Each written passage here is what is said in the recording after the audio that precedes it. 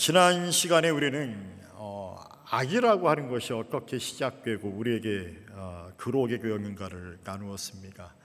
결과적으로 이러한 악이 시작되는 순간은 요한일서 오늘 본문의 말씀처럼 세상을 향한 지나친 사랑, 세상이 주는 것들에 대한 집착하는 것으로서 우리가 하나님을 배제하고 하나님 우선성에 그 사랑에 기반하지 않을 때 우리 모르게 우리 안에서 시작된다라고 하는 것입니다. 여러분, 그렇다면 우리는 어떻게 이 악의 시작과 우리 안에 그러게 되는 것을 막을 수 있을까요? 어떻게 하면 이 악을 우리가 이길 수 있는 믿음의 사람들이 될 수 있을까요? 사도 바울은 이것에 대해서 우리에게 이렇게 증언하고 있습니다. 우리 데살로니가전서 5장 21절과 22절의 말씀을 같이 읽어보기를 원합니다. 준비 시작. 범사에 헤아려 좋은 것을 취하고 악은 어떤 모양이라고 버리라. 아멘. 사도 바울은 말합니다. 범사에 좋은 것을 취하여서 악은 그 어떤 것이라고, 어떤 모양이라고 버려야 된다라고 말하고 있습니다. 좋은 것을 취한다. 이게 과연 무엇일까요, 여러분? 여러분, 데살로니가전서 5장 21절 이전의 말씀들을 보게 되면 이 말씀을 기록한 이유가 뭐냐면 사도 바울이 그거예요. 자, 이제 재림을 기다리는, 주님의 다시 오심을 기다리는 믿음의 성도들이 이 땅 가운데서 어떤 삶을 살아야 하는가, 삶의 방향성을 기록한 것이 바로 이 본문의 말씀입니다. 바울은 이렇게 이야기합니다. 너희끼리 화목하라. 게으른 자들을 권계하라. 마음이 약한 자들을 격려하라. 힘이 없는 자들을 붙들어주라. 모든 사람에게 오래 참으라. 항상 기뻐하라. 쉬지 말고 기도하라. 범사에 감사하라고 하는 너희를 향하신 하나님의 이 뜻을 구하고 말씀에 순종하라는 것, 이것이 바로 좋은 것을 취한다라고 하는 얘기예요. 그렇습니까? 이처럼 바울이 증언하고 있듯이 하나님의 뜻과 반대로 우리를 죄악된 길로 인도하는 그 모든 악한 것들을 우리는 버려야 한다라고 하는 것입니다. 그러면 이 악을 어떻게 버릴 수 있을까요? 그냥 우리가 휴지통에 휴지를 넣듯이 그렇게 버릴 수 있는 건가요? 그러면은 버려지는 겁니까? 나 오늘부터 하지 말아야지. 그럼 버려지나요? 그 다음 날은 어떨까요? 여러분, 우리가 잘 알고 있지 않습니까? 우리는 하루도 수없이 우리의 마음이 변하는 것을 경험하지 않습니까? 얘가 버렸음에도 다시 그걸 줍고자 하는 그 유혹과 그 마음이 있지 않습니까? 얘가 용서해야지라고 하면서 또 바뀌는 나의 모습을 보지 않습니까? 내가 다시는 이 악한 자리에 함께하지 말아야지 결단하면서 또다시 흔들리는 나의 모습을 보지 않습니까? 내가 앞으로는 절대로 주일 예배를 빠지지 말아야지라고 하면서도 나도 모르게 또 주일 예배를 빠지려고 하는 그 유혹을 느끼지 않습니까? 절대 우리는, 여러분, 이 악의 유혹을 우리는 스스로가 과감하게 버릴 수 있느냐? 그렇지 못하다라고 하는 것입니다. 그래서 우리는 예수님을 바라봐야 하고 예수님을 의지해야 한다라고 하는 것입니다. 왜? 그 예수님께서 악과 싸워 이기신 메시아이시고 마귀를 물리치신 승리하신 우리의 메시아가 되기 때문에 그렇다라고 하는 것입니다. 다시 우리가 바울이 말했던 데살로니가전서로 돌아와서 바울이 악은 어떤 모양이라고 버리라 하였는데, 그러면 인간 예수님은 과연 이 엄청난 유혹을 어떻게 버리신 걸까요? 어떻게 물리치신 것입니까? 다시 말해, 어떻게 이 악을 이기신 것일까요? 첫 번째로 하나님의 말씀으로 물리치셨고 하나님의 말씀으로 버리셨고 하나님의 말씀으로 이기셨다라고 하는 것입니다. 우리 마태복음 4장 4절을 같이 한번 읽어보길 원합니다. 준비 시작.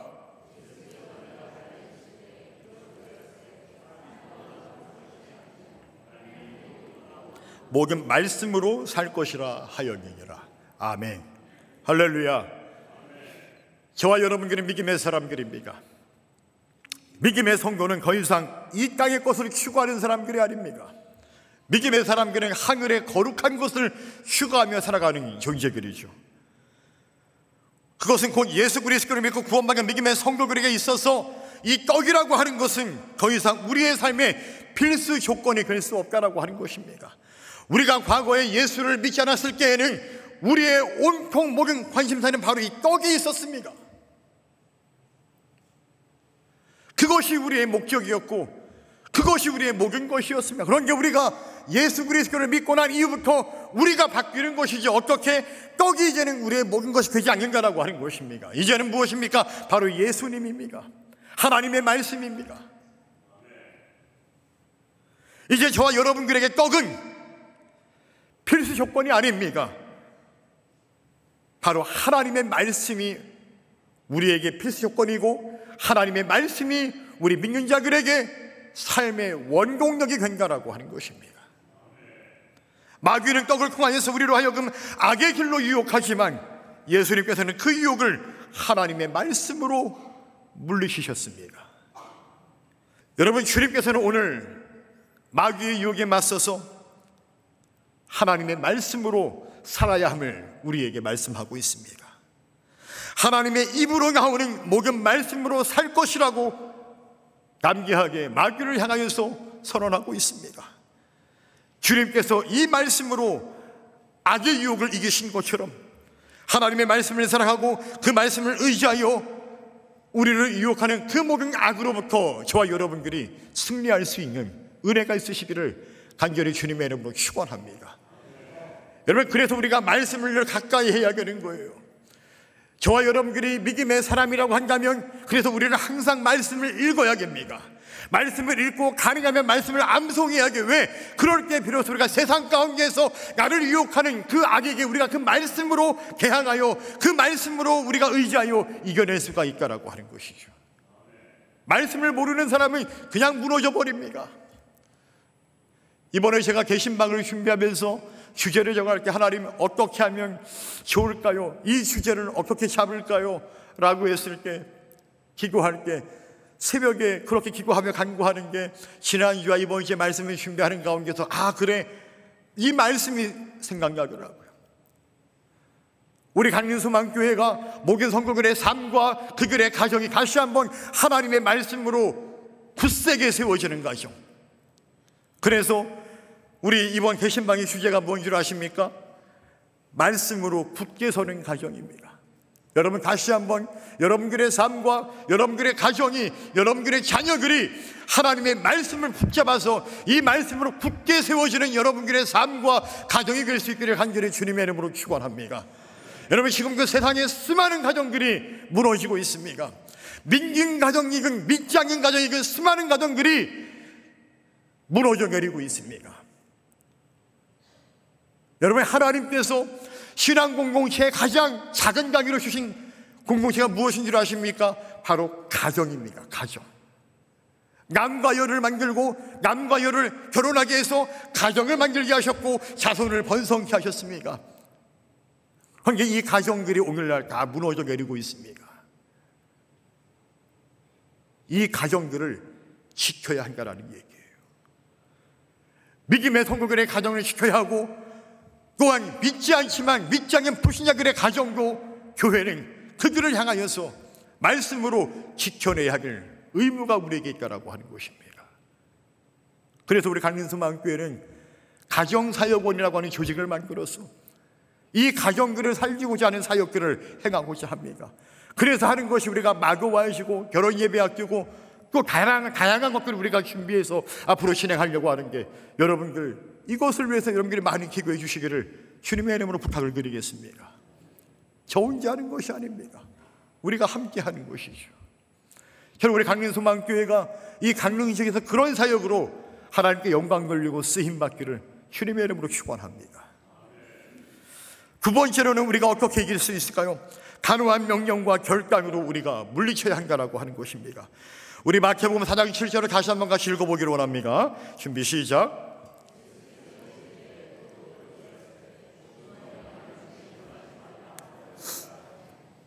아멘.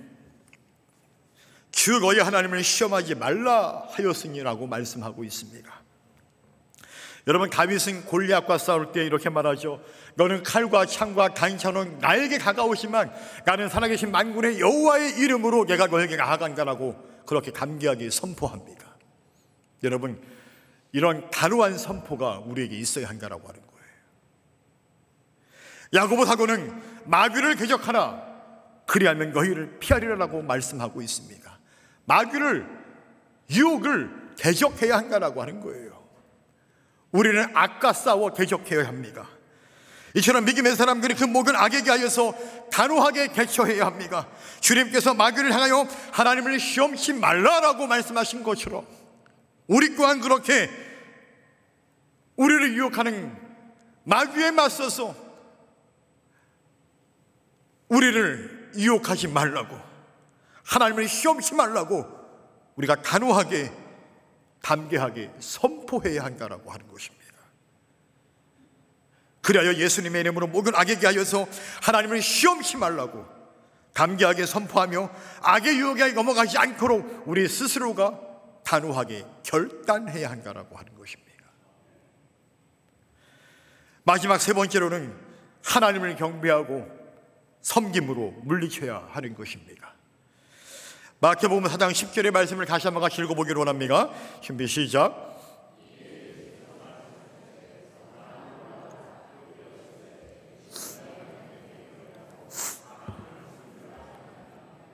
아멘. 마귀가 유혹합니다. 천하만국을 보여주면서 나에게 절하면 이거 다 너에게 주겠다.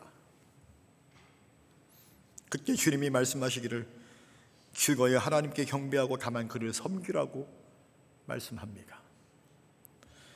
여러분, 믿음의 성도는요, 어떤 상황에서도 오직 하나님을 경배하고 하나님만을 섬겨야 되는 줄로 믿습니다. 어떤 상황에서도, 심지어 내가 죽을 것 같은 그 상황에서도 우리는 하나님만을 섬기고 하나님을 떠나지 말아야 한다고 하는 것이죠. 지난 3월 달에 강릉 북지방의 교역자 성지순례를 제가 퀴르케를 처음으로 가게 되었습니다. 저는 유럽 쪽으로는 좀 많이 가보긴 했지만 이 퀴르케는 저에게 처음이었습니다. 이탈리아나 체코에 있는 수많은 이제 카타콤베를 보긴 했지만 이 퀴르키에 특별히 이 게린쿠유라고 하는 지하 도시는 좀 다르더라고요. 이 게린쿠유는 말 그대로 지하 도시입니다. 지역과 지역을 심지어 연결하여서 거대한 굴을 파서 그곳에서 생활을 하였던 그 당시의 그리스도인들. 여러분, 그 그리스도인들이 그렇게 그 지하에 내려와서 살았던 이유가 무엇이었을까요?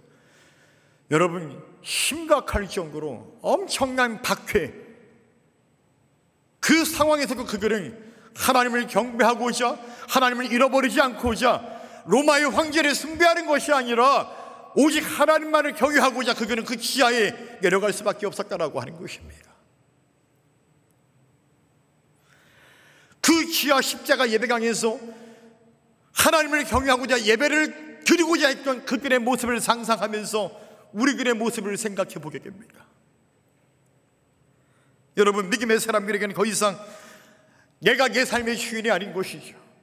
여러분들의 삶의 주인이 여러분입니까? 하나님이십니까? 제가 물어볼게요.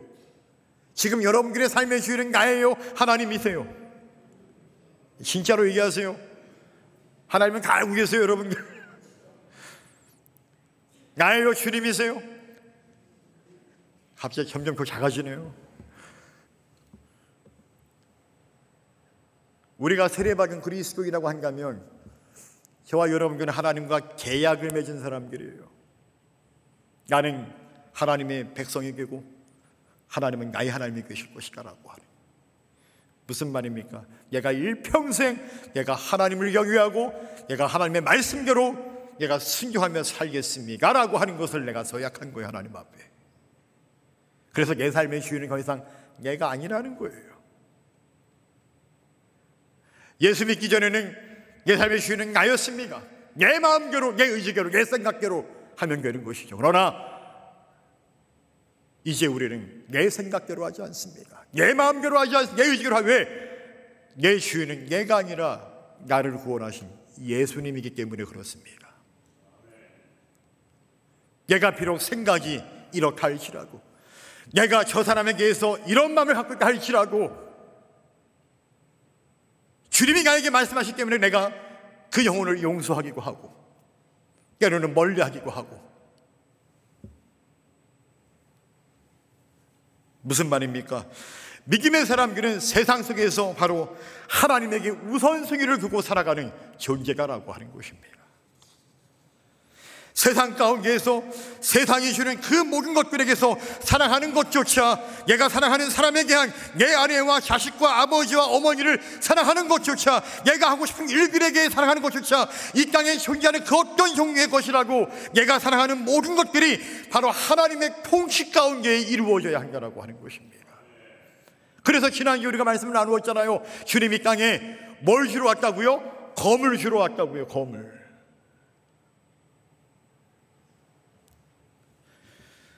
제가 마지막으로 제 얘기 하나만 하고 말씀을 마칠게요.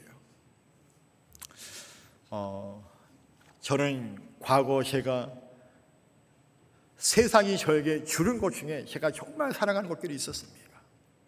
그 중에 하나가 바로 스마트 기기입니다.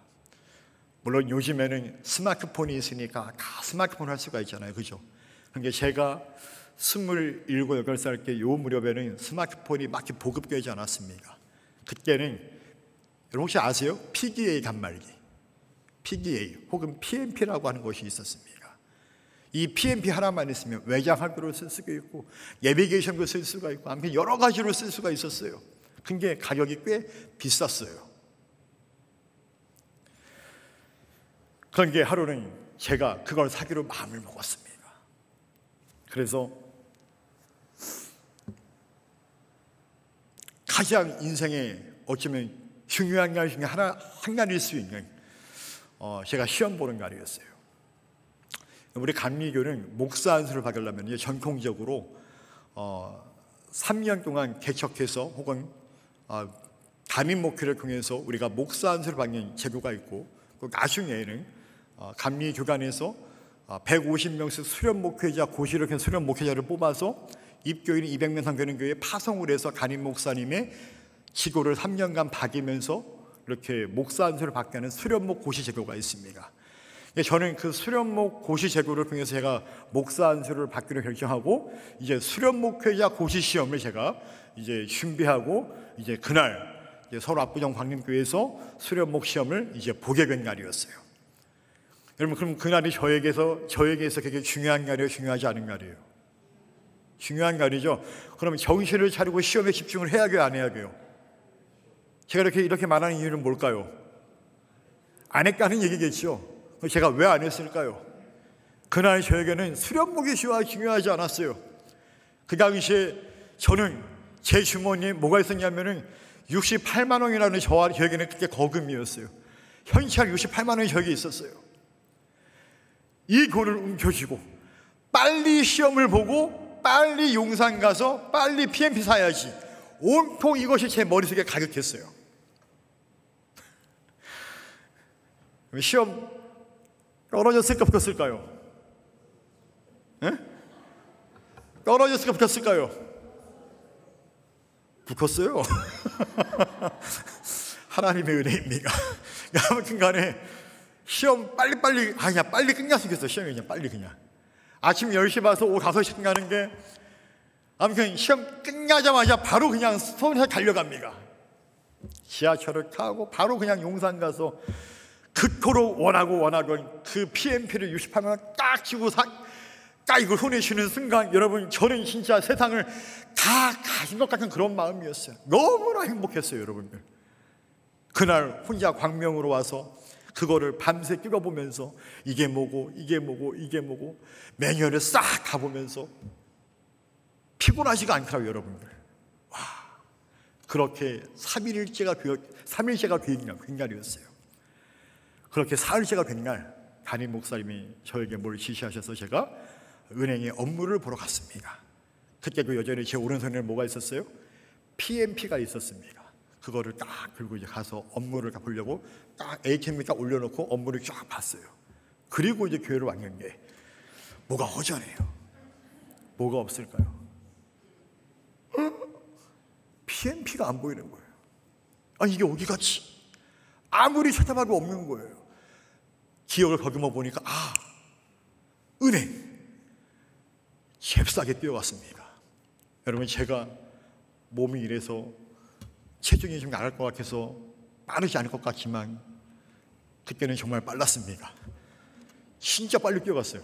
막 뛰어갔는데 ATM기 위에 PMP가 있어요, 없어요? 없죠. 없어졌어요. 그 사이에 누가 들고 간 거예요. 은행에 물어봐도 모른대요. 그렇게 축 처진 모습으로 돌아와서 그날부터 3일간 제가 식음을 전폐했습니다. 밥도 못 먹고 담임 목사님이 유정 교사님 무슨 일 있어요? 아니요. 가게도 사람들이 무슨 일 있어요? 정 교사님 차마 말을 못하겠고 아니요. 저는 미치고 한장했는 거예요. 그렇게 물어보는 담임 목사님이 화가 나요. 막 싫어지는 거예요. 왜 그날 그렇게 업무를 나한테 지시해가지고 왜 그 일을 하기 위해서 왜 이걸 잃어버리게 만드냐 이거죠. 뭐예요 여러분들? 사람을 원망하기 시작합니다. 뭐예요? 내 안에 나도 모르게 악이 들어온 거예요. 악이 시작되는 거예요 여러분. 그렇게 3일을 식음을 전폐하고 나서 깨달았습니다. 내가 잘못했구나. 하나님이 일부러 나를 위해서 그걸 가져가셨구나. 너 정신 차리라고. 정신 차리라고. 여러분, 세상이 주는 것들 필요하고 중요할 수 있지만 그것에 집착하는 순간 우리는 우리가 모르게 하나님을 잃어버립니다. 그리고 그때 우리는 악이 시작되는 게, 그럼 이것을 어떻게 이겨낼 수 있을까요? 하나님의 말씀으로 담대히 선포하며 믿음으로 결단하고, 그리고 무엇보다 우리가 하나님만을 경배하는 그 믿음의 삶으로 우리를 유혹하는 이 마귀의 유혹을 맞서 싸워 이겨낼 수 있는 믿음의 그리스도인들이 가르치기를 주님의 이름으로 간절히 축원합니다. 여러분, 심지어 세상이 주는 것도요, 아까 제가 말씀드렸지만 하나님의 통치 가운데 그 사랑도 이루어져야 합니다. 하나님의 통치 가운데 그 물건을 사용해야 되는 것이고요, 하나님의 통치 가운데 그 관계가 이루어져야 한다고 하는 것입니다. 하나님이 배제된 것이라고 하면은 우리가 모르게 악이 들어오기 시작한다고 하는 거예요. 우리 모두 주님이 그러하셨듯 말씀으로 악을 물리치고 예수님의 이름으로 담대히 선포하며 우리가 믿음으로 결단하고 오직 하나님만을 경배함으로 또 하나님의 통치함으로 이 악을 물리치시는, 그래서 우리가 이 악과 싸워 이길 수 있는 믿음의 사람들이 다 되시기를 간절히 주님의 이름으로 축원합니다.